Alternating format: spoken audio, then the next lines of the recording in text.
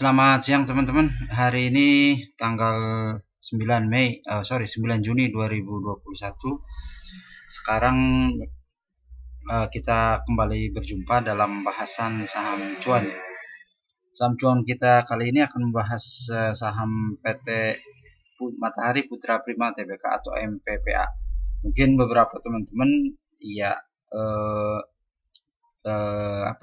patut menduga bahwa memang kita baru kali ini menerbitkan lagi video tentang pembahasan analisa saham.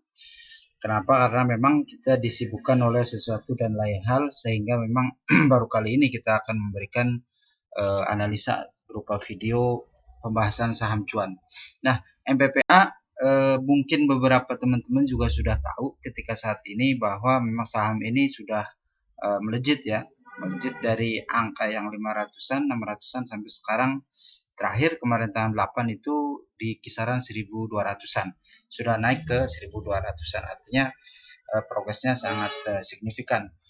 Kemudian yang kedua, kita juga sampaikan kenapa sih bahas saham ketika saham itu sudah melejit, sudah naik tinggi gitu, ataupun bahkan memang beberapa teman kita juga sudah melepas saham ini.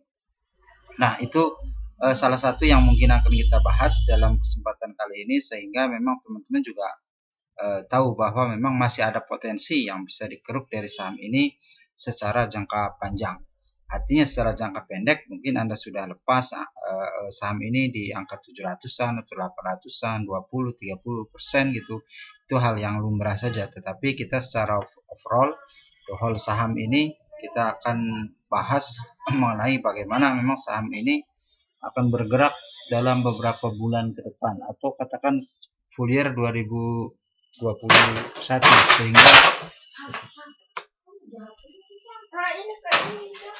sehingga memang teman-teman juga bisa menganalisa secara lebih jangka panjang potensi apa yang bisa digapai untuk saham ini, sehingga kita bisa mengukur berapa yang mungkin kita akan ambil, ataupun yang angka berapa kita akan lepas ketika saham itu mengalami koreksi dalam arti bahwa saat ini memang sepertinya kalau kita lihat data tidak ada koreksi yang signifikan, tapi saya pikir itu belum.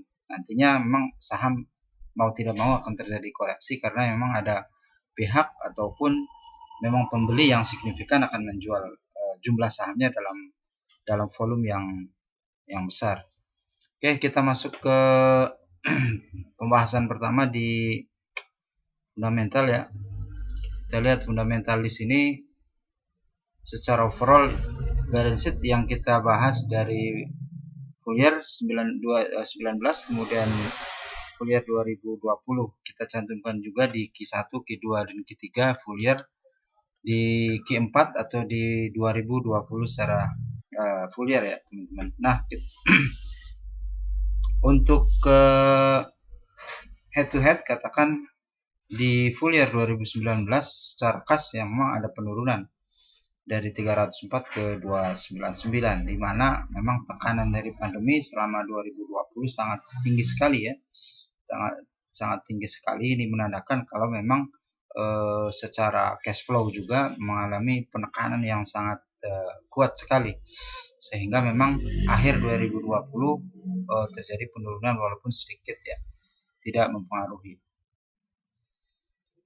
Nah, kita lihat piutang juga mengalami penurunan karena memang sirkulasi daripada sales ya ini sangat tertekan, terutama memang secara aturan pemerintah juga masih melarang adanya pembukaan mall ataupun memang supermarket yang normal, dalam arti jam bukanya dibatasin, pengunjungnya juga dibatasin, sehingga memang sales secara keseluruhan juga mengalami penurunan. Kemudian kita lihat juga persediaan ya teman-teman, di 2019 1,2 triliun turun menjadi 964. Artinya ini kalau kita baca di Q1 1,9 malah naik ya, karena memang salesnya turun sehingga stoknya nambah ini. Kemudian Q2 juga turun ya, ada pergerakan penurunan stok sampai di full year 2020 itu 964 miliar secara value, sehingga memang terjadi sales yang lumayan signifikan di akhir tahun per kuartal 2020, yaitu di kuartal 4 itu terjadi karena memang tekanan-tekanan daripada PSBB dan sebagainya sudah mulai berkurang, dan juga memang dibuka kembali situasi orang untuk berkumpul dengan protokol kesehatan yang telah ditetapkan, sehingga memang supermarket, mall dan sebagainya bergerak ke signifikan di saat akhir tahun tersebut, sehingga memang secara overall MPPA juga mengalami sales yang meningkat di kuartal 4 2020, sehingga stok juga turun. Nah, secara aset ya di 2019 ini 3,8 triliun ya, kemudian naik ke di 2020 akhir 4,5 triliun ya. Terjadi peningkatan aset yang lumayan tinggi ya teman-teman, dari 3,8 triliun menjadi 4,5 triliun. Aset ini disebabkan oleh memang terjadi penurunan daripada terjadi karena memang peningkatan ya, peningkatan yang signifikan dari sisi sales, sehingga memungkinkan bahwa memang asetnya naik. Tapi secara value kita bisa lihat di sini kenaikannya itu ditopang oleh kenaikan aset tetap ya. Aset tetap terjadi kenaikan karena memang aset berjalannya mengalami penurunan, sehingga memang progresnya di aset tetap. Walaupun begitu, sampai kuartal 3 ini sebenarnya mengalami penurunan dari 4,6 triliun menjadi 4,5 triliun ya secara total aset. Sehingga secara overall year to year memang terjadi peningkatan aset. Kita ke liability teman-teman. Ini secara jangka pendek hutang perseroan dari 650 miliar di 2019, full year 2020 960, terjadi peningkatan hutang jangka pendek. Ini ditopang oleh kebutuhan modal kerja sepertinya yang lumayan signifikan, terutama di kuartal 4 dari 600 menjadi 900 miliar. Kemudian hutang usaha juga mengalami penurunan ya, artinya mungkin perseroan akan lebih fokus ke hutang jangka pendek melalui bank ya. Nanti peningkatannya di hutang jangka pendek bank, tetapi di hutang usaha secara secara bisnis as usual nggak terlalu signifikan, malah terjadi penurunan 8,836 miliar dari 929 miliar. Nah, tetapi secara liability ini terjadi peningkatan hutang ya teman-teman, dari 3,2 triliun di 2019 ke full year 4,3 triliun di 2020. Walaupun begitu terjadi penurunan di kuartal 3 ke 4 2020 dari 4,4 ke 4,3 teman-teman. Nah, ini terjadi juga liability karena memang tadi peningkatan yang signifikan di utang jangka pendek ya teman-teman. Utang jangka pendeknya meningkat karena memang sirkulasi untuk bisnis di akhir tahun ditingkatkan, sehingga memang kebutuhan akan modal kerja terhadap utang jangka pendek ini meningkat. Untuk equity teman-teman kita lihat untuk lembar per saham ya itu 7,5 miliar. Kemudian saldo labanya memang masih minus ya tetap, dan minusnya juga memang nambah ini dari 1,3 triliun menjadi 1,6 triliun di akhir 2020. Artinya terjadi peningkatan sekitar 300 miliar ya teman-teman, 300 miliar dari dari saldo laba yang ada.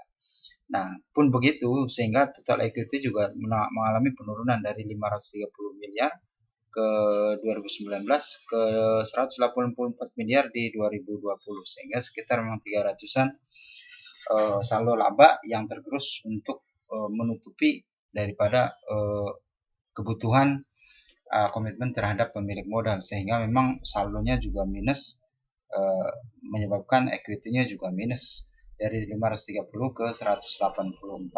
Ini mau tidak mau karena memang kondisi keuangannya seperti itu, tetapi begitu secara kas juga memang masih sehat ya, artinya sirkulasi transaksi melalui kas juga masih positif ya di angka 300-an miliar.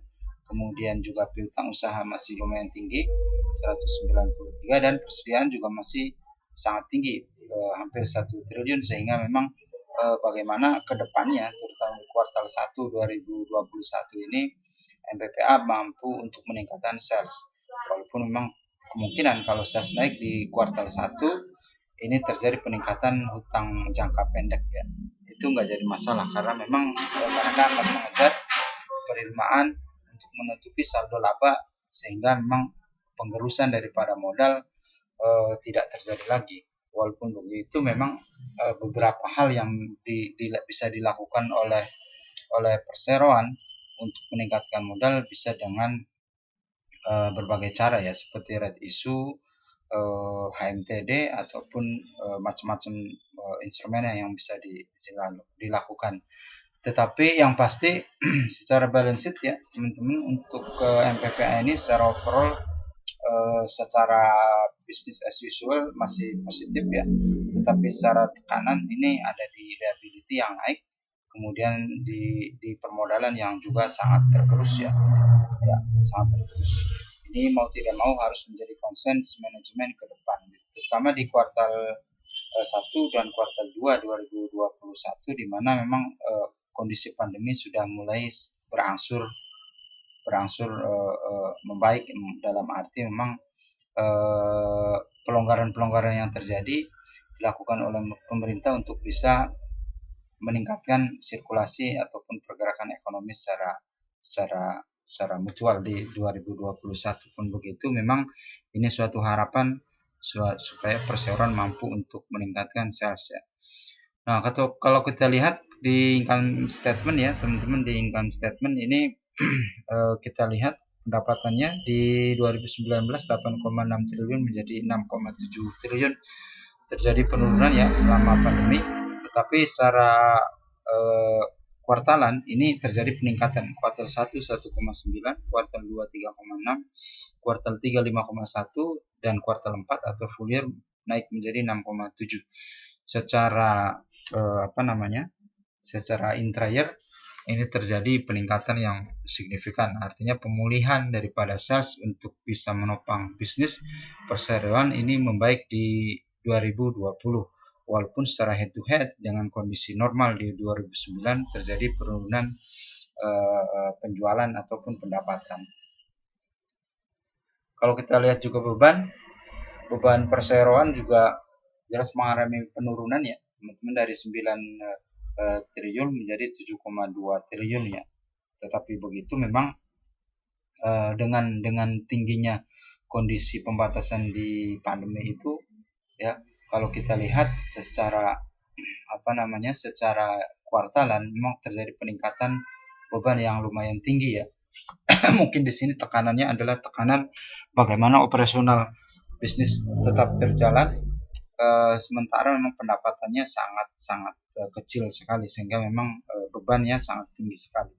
Artinya ketika terjadi pembatasan, walaupun memang secara bisnis perusahaan ataupun supermarket tetap buka, tetapi memang secara pendapatannya sangat kecil sekali, sehingga begitu di akhir 2020 atau full year ini labanya juga terjadi tekanan yang sangat luar biasa ya. Terjadi justru peningkatan kerugian dari 106 menjadi 618 di full year 2020. Pun begitu memang secara head to head year to year juga terjadi peningkatan sekitar 500-an miliar ya teman-teman, sehingga memang ini tekanan yang perlu diuji oleh perusahaan terutama di kuartal 1 dan kuartal 2, di mana di kuartal 1 dan kuartal 2 pemerintah juga berkeinginan untuk bisa membuka transaksi retail ya, dalam arti bisnis retail yang memungkinkan suatu perusahaan bisa untuk meningkatkan pendapatannya dari sisi dari sisi hariannya, sehingga pun begitu secara month to month di kuartal 1 katakan begitu, ini bisa menjadi tolak ukur bahwa memang di 2021 terjadi perbaikan ya, terjadi perbaikan dalam arti tidak ada lagi halangan-halangan dalam hal misalnya pembatasan dan sebagainya.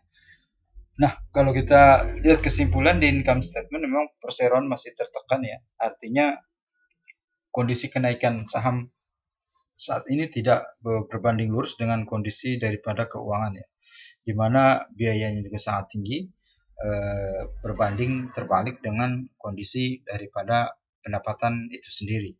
Tetapi begitu, karena memang hal yang dikecualikan dalam pandemi adalah keniscayaan yang pasti terjadi, artinya penurunan dengan adanya kondisi PSBB, kondisi PSBB mikro dan sebagainya di beberapa kota di mana MPPA melakukan bisnis itu pasti tertekan sekali, apalagi untuk khususnya di Jabodetabek yang mana sebagian besar mereka punya gerai, ini akan sangat terpengaruh. Oke.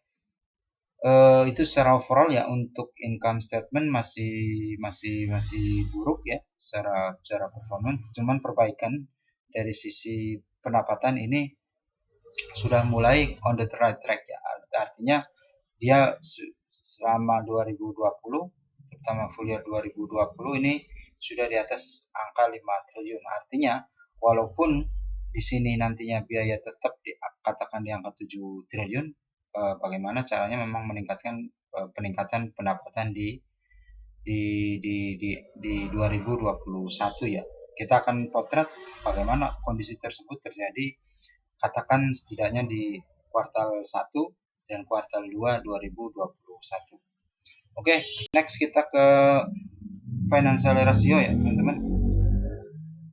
Kita akan lihat memang kalau financial ratio ya dengan kondisi rugi yang sangat tinggi dari perusahaan ini pasti akan tertekan ya. Kita lihat juga EPS juga minus sampai 82 rupiah ya. Kemudian juga stock price PER-nya juga minus 15 kali ya teman-teman, dan BVPS ini di angka 25 rupiah ya teman-teman. Artinya di base price-nya itu di 25 dan itu terjadi PBV-nya 49 kali dari base price kalau kondisi harga yang di angka 1210 teman-teman. Dan DER ini terjadi memang peningkatan yang luar biasa ya teman-teman, dari 2019 620% menjadi 2342%. Nah, ini disebabkan oleh dua hal, yaitu biaya operasional ya yang sangat tinggi, sementara memang penjualan tidak tercapai dengan maksimal, dan juga memang biaya pinjaman dan sebagainya juga tidak bisa dikatakan untuk bisa di hold ya, sehingga memang tekanan untuk menambah hutang dalam menutupi situasi atau kewajiban di tahun 2020 ini mesti ditingkatkan, dan begitu memang 2300% ini angka yang wah ya sebenarnya. Pun begitu memang perbaikan ke depan kalau kita tunggu secara jangka panjang di kuartal 1 atau full year 2021, keniscayaan untuk bisa membalikan kondisi yang buruk menjadi kondisi yang positif ini masih terbuka lebar. Kenapa? Karena memang satu, aset perusahaan juga tinggi ya, kemudian juga secara cash ataupun cash flow juga tidak terjadi minus, sehingga memang bisnis as usual secara daily, secara monthly juga sepertinya normal. Katakan untuk kuartal 1 2021 sampai kuartal 2 ini menjadi potret apakah memang terjadi perbaikan performance atau tidak. Oke, teman-teman, itu beberapa hal yang kita bahas sedikit ya sebagai permulaan di financial untuk report daripada saham MPPA. Nah, next ya, untuk beberapa teman-teman yang mungkin tidak mengenal saham MPPA, kita ke stock profile dulu ya, company profile dari MPPA. Kita lihat saham ini, saham Matahari Putra Prima ya teman-teman, itu atau tikernya MPPA. Ya, kita lihat di sini untuk boardnya itu di papan utama ya, listing date 21 Desember 1992 ya teman-teman. Kemudian ini sektornya adalah consumer non cyclical ya, tidak musiman. Kemudian subsektornya di food, staples, retailing. Nah, kita lihat di sini untuk shareholder ya teman-teman. Shareholder kita lihat di sini shareholder dalam arti apakah ini sudah diperbarui atau tidak, nanti kita akan lihat di surat edarannya ya teman-teman. Nah, untuk shareholder saat ini memang multipolar ya, multipolar yang pegang mayoritas 38%, kemudian ada masyarakat 34%. Nah, coba kita akan lihat di sisi daripada kondisi terakhir ya, pemegang saham.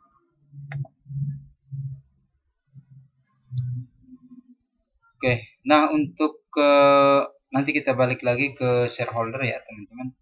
Oke, kita akan lihat dulu buka datanya teman-teman.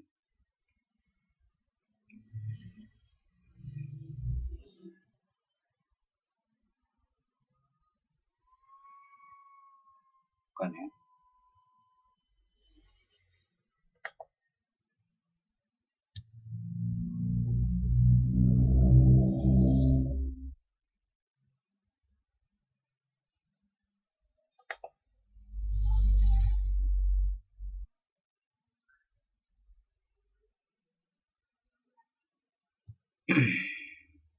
Nah, untuk shareholder kita belum bisa buka datanya teman-teman untuk MPPA sendiri, tapi paling tidak ini sudah bisa memberikan gambaran. Ini shareholder terbaru ya teman-teman, per 31 Mei 2021. Seperti sudah kita sampaikan, multipolar masih menjadi mayoriti dengan 38% ya tetap. Kemudian Connery Asia 9%, kemudian Citibank Singapura 19%, dan masyarakat 34% ya teman-teman. Jadi ini shareholdernya untuk MPPA ini masih dipegang oleh multipolar dengan 38% ya teman-teman. Kemudian secara institusi adalah Citibank Singapura 19%, kemudian Connery Asia Limited itu 9% teman-teman. Nah, kita lihat juga di sini tadi shareholder ya, shareholder. Kemudian kita lihat dividen dari MPPA ini terakhir itu tahun 2015 ya, karena tahun 2015 masih mengalami keuntungan sehingga terjadi pembagian cash dividend. Cash dividend saat itu adalah 139 miliar ya, di kisaran April, kemudiannya 2016. Nah,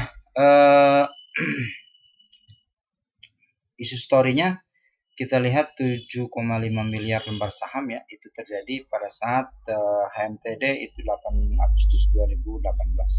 Nah, itu beberapa hal yang bisa kita sampaikan untuk kondisi profil perusahaan ya teman-teman. Nah, kita next ke selanjutnya ya teman-teman. Untuk next selanjutnya kita balik lagi ke pembahasan di fundamental. Nah,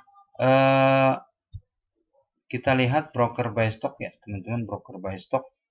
Nah, kita lihat broker buy stock ini adalah gambaran mengenai stok yang ditransaksikan atau dimiliki oleh broker ya. Dalam hal ini kita tarik datanya itu dari 21 Desember 92 pada saat dia IPO sampai kemarin tanggal 8 Juni 2021. Nah, kita lihat di sini MG ya masih memiliki kisaran 1,2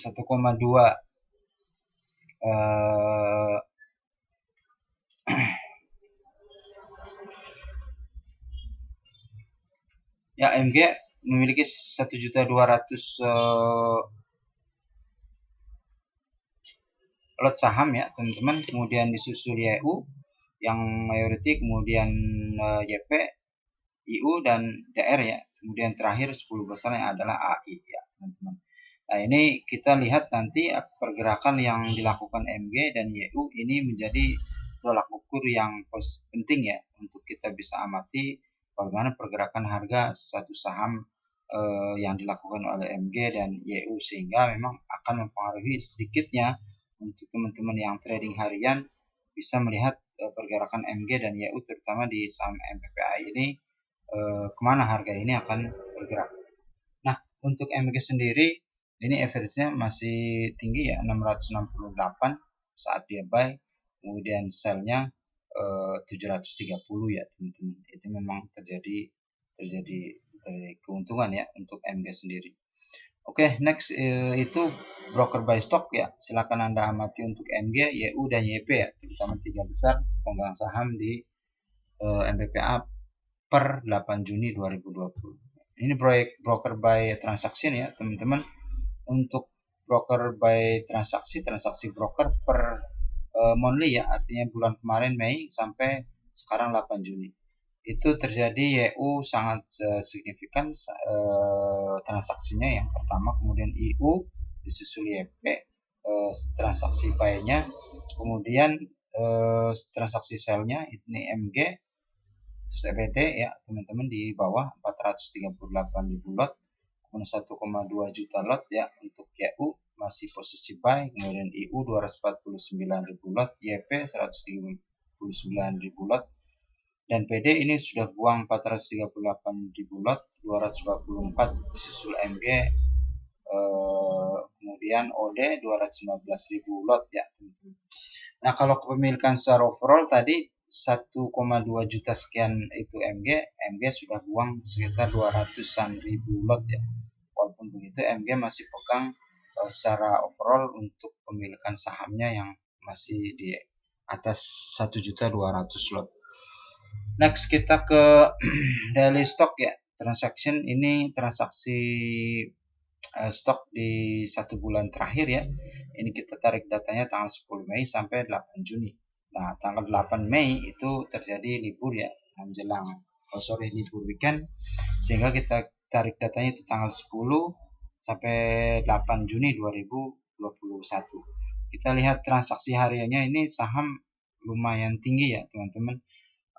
Kita lihat tanggal 10 Mei itu 140 miliar ya. Ini padahal terjadi transaksi di bulan puasa ya, bulan Ramadan. Ini lumayan tinggi transaksinya sampai tanggal 18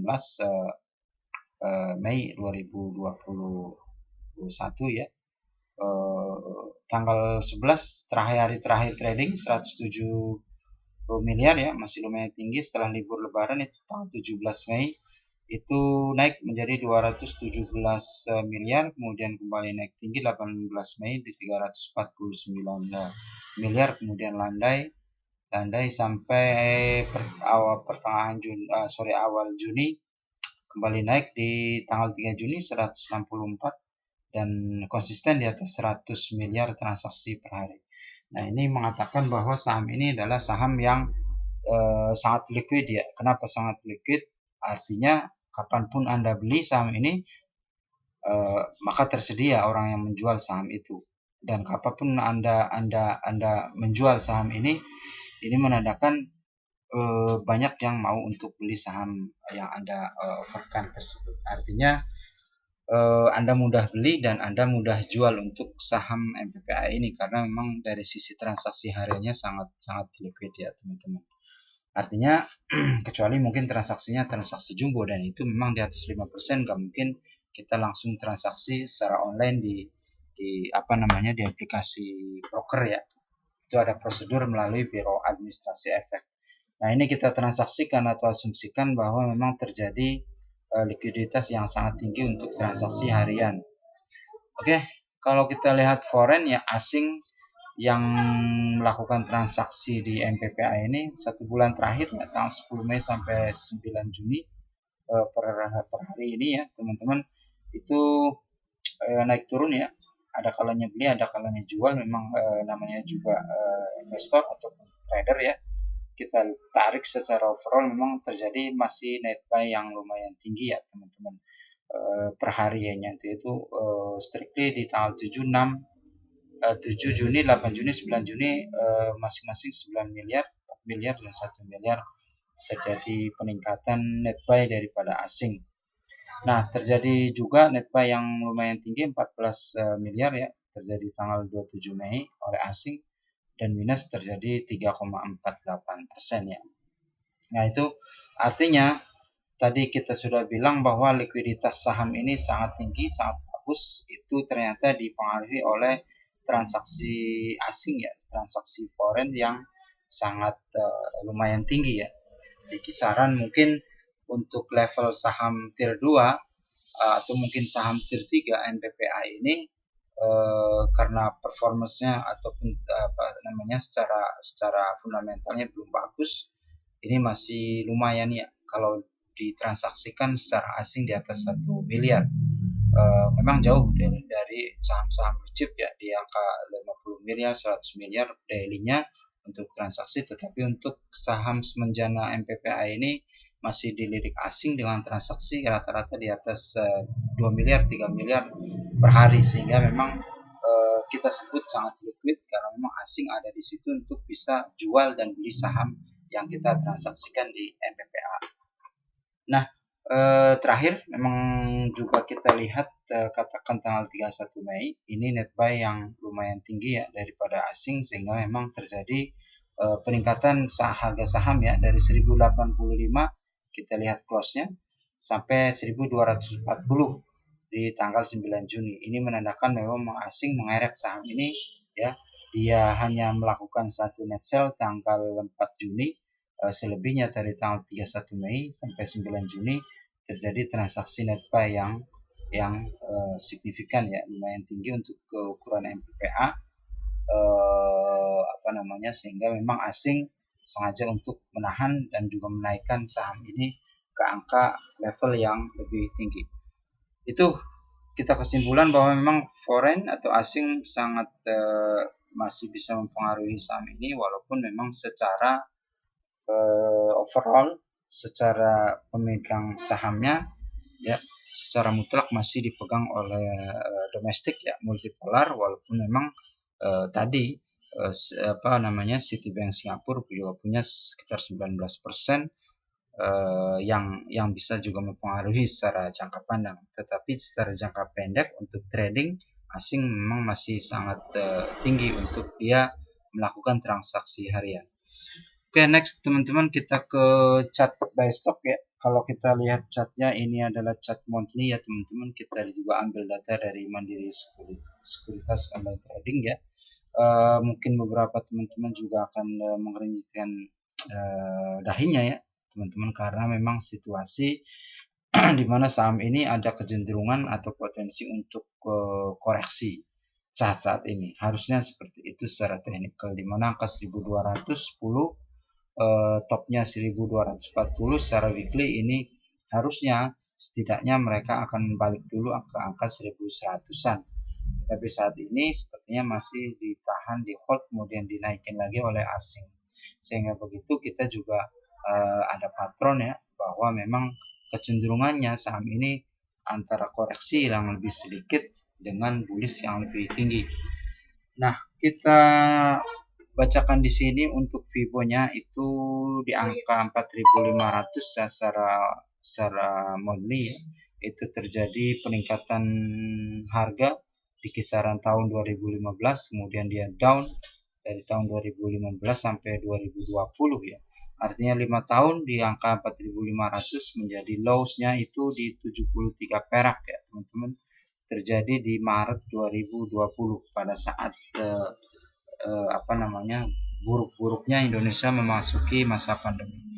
Dan selamat untuk Anda yang berhasil membeli ataupun memborong saham ini di harga di bawah 100 perak, sehingga memang saat ini Anda sudah memiliki 1000% katakan untuk bisa cuan di saham ini di angka 1200 1100 ya teman-teman. Nah, kalau kita lihat di CCI ya teman-teman, kita lihat di CCI memang sudah terjadi overbought ya teman-teman, di harga yang tinggi terjadi juga decline di sini. Koreksi, apakah memang koreksinya sedikit atau panjang, tergantung bagaimana teman-teman bisa mengamati bahwa Anda tujuannya untuk investasi ataupun untuk trading. Untuk teman-teman yang trading, saya pikir teman-teman nanti bisa nunggu saham ini koreksi ya, syukur-syukur di angka 850-an sampai 900 atau di angka 780-an sampai 850-an ini terjadi koreksi untuk kembali rebound naik yang lebih tinggi ya di angka 1300 sampai 1500 untuk next stepnya. Nah, pun begitu saat ini kita hanya memprediksikan secara jangka panjang ya teman-teman, bahwa memang kecenderungannya lihat pola dan juga performance ke depan yang disinyalir juga ternyata memang terjadi perbaikan walaupun sedikit, tetapi harapan itu ada, harapan menurunnya pandemi dan juga harapan bahwa memang pemerintah akan membuka selebarnya kondisi daripada transaksi retail atau bisnis retail, sehingga memang secara jangka panjang katakan tahun 2021 2022 ini terjadi kondisi yang mendekati normal seperti tahun-tahun 2009 sebelumnya. Nah, kita akan masih memberikan pandangan ya teman-teman secara teknikal, juga kita tidak terlalu detail dalam ya teman-teman, tapi kalau kita lihat di sini adalah terjadi kondisi overbought, jenuh beli ya dari teman-teman. Yang transaksi, yang trading harian ini terjadi juga penurunan daripada jumlah transaksi itu sendiri, sehingga memang akan mempengaruhi orang cenderung untuk melepas harga saham di kisaran 1200 ya untuk kembali beli nanti kalau harga terkoreksi di bawah 1000. Nah, itu chart by stock ya teman-teman, kita tidak terlalu detail ya untuk chart by stock. Nah, next kita ke trade plan ya teman-teman. Ke trade plan, kita akan bahas trade plan. Nah, kita untuk MPPA opennya kita akan buat pivotnya 780, 1090, 1120. Jadi teman-teman bisa juga nunggu koreksi sedikit atau nunggu koreksi panjang ya dari saham ini di titik 780, 1090 sampai 1120. Nah, untuk kondisi harga saat ini di angka 1200 teman-teman juga memang bisa dikatakan masuk ya, silahkan, tapi saran kita, rekomendasi kita untuk harga sekarang di angka 1200-an, silahkan Anda siapkan cashnya, katakan 5% untuk bisa angka beli di harga 1200-an. Untuk kemudian kita akan lakukan average buy, average down ya ketika harga turun di angka 780 sampai 800 untuk kita tarik ke bawah dengan harga beli saat ini 1200, dan itu mungkin kita akan terus melakukan akumulasi ya teman-teman untuk ketika memang terjadi koreksi untuk kita bisa membuat titik-titik di angka berapa kita open order ya teman-teman, di 780, 1090, 1120. Kemudian TP ya, TP1 itu di 1760 sampai 2310. Kemudian TP2 itu di 2850, 3670. Nah, mungkin ini teman-teman juga akan berpikir apakah kena atau tidak. Nah, makanya kita akan hanya bisa memberikan trade plan ya, rencana perdagangan. Kita akan bisa untuk melihat apakah TP1 kena itu setidaknya di kuartal 1 dan kuartal 2. Nah, kemudian kita juga prediksi TP2 itu terjadi di kuartal ke-3, 4 dan full year ya teman-teman. Katakan di 2022 awal ya, kita akan bisa untuk melihat apakah TP2 itu kena atau tidak di awal tahun atau di kuartal 1 2022. Pun begitu TP1 dan cut loss 1 itu saling bersinggungan ya mungkin, sehingga memang ketika Anda melakukan cut loss Anda juga memberikan gambaran bahwa memang terjadi penurunan signifikan, ataupun Anda bisa jual dulu terus beli lagi di bawah. Itu adalah strategi yang berbeda-beda di antara teman-teman. Kemudian di cut loss 1 itu 1080 sampai 940, cut loss 2 itu 795 sampai 360. Pun begitu, trade plan yang kita lakukan adalah untuk mengukur ya, bukan sebagai gambaran pasti. Kita mengukur apakah kondisi ataupun TP1 kena, TP2 kena, atau CL1 kena, atau CL2 kena. Tetapi yang paling pasti open yang kita sampaikan sebagai pivot itu di 780, 1090, 1120. Artinya koreksi satu itu kita harapkan di angka 1100-an, kemudian koreksi 2 itu terjadi di angka 700-800 rupiah. Ya teman-teman, itu ya untuk trade plan-nya. Sepertinya kita juga sudah bicara selama kira-kira 40 menit ya, lumayan lama ini. Itu yang bisa kita sampaikan teman-teman. Terima kasih ya sudah menonton untuk video kita yang baru ya, karena sebelumnya juga kita nonaktif ya teman-teman, sehingga memang teman-teman juga bisa memberikan analisa sendiri untuk ke depan dari saham MPKN. Terima kasih sudah menonton video ini. Kita jumpa di lain kesempatan dengan analisa saham berikutnya. Tetap waspada, jaga kesehatan, lakukan prokes. Selamat siang. Assalamualaikum warahmatullahi wabarakatuh.